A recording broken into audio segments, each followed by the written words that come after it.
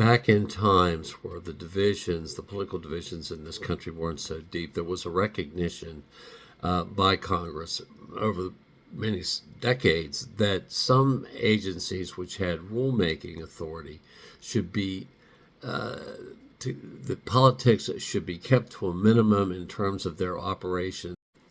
These were independent federal regulatory agencies. But first of all, let's look at some of the folks that Trump has fired. Here are 8 examples of Democrats in independent federal agencies under a former Supreme Court ruling. It's listed there. A president could only terminate them if they did something wrong, for-cause firings. These people were fired by Trump for no cause whatsoever. I can't emphasize enough that this is the type of stuff that has never happened. At this point, to preserve time, I'm going to just show some slides here that are actually relevant to our discussion of the Federal Reserve. I hope they don't distract you too much and you can go back and look at them. Back in the old days, Democrats and Republicans had a certain level of civility, and true patriots understood that the two parties got along. I mean, they didn't treat the other as the enemy. They may have strong disagreements, but they weren't treated like they were the enemy.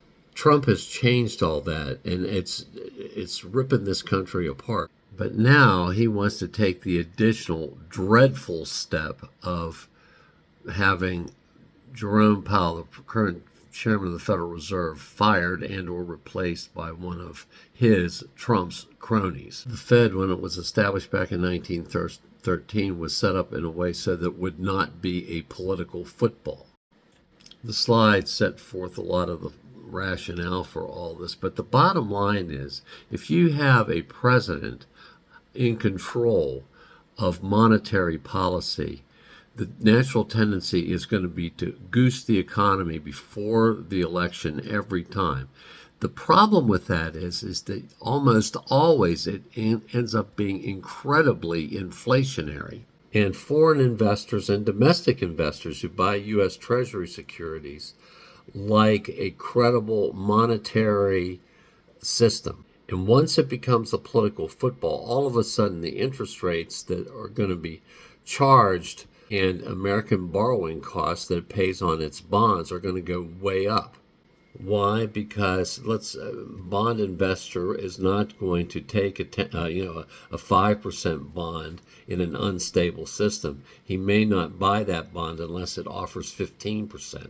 But just as bad is that here again we see Trump violating or wanting to violate previous legal precedent of the Supreme Court in order to expand his presidential power, and he got less than 50% of the vote to begin with. And it's just yet another example of a big-time power grab. And this would be clearly one of the biggest of all. In short, if he fires Powell, he should be impeached and convicted and thrown out of office. The Fed is a massively important institution that affects the entire worldwide economy.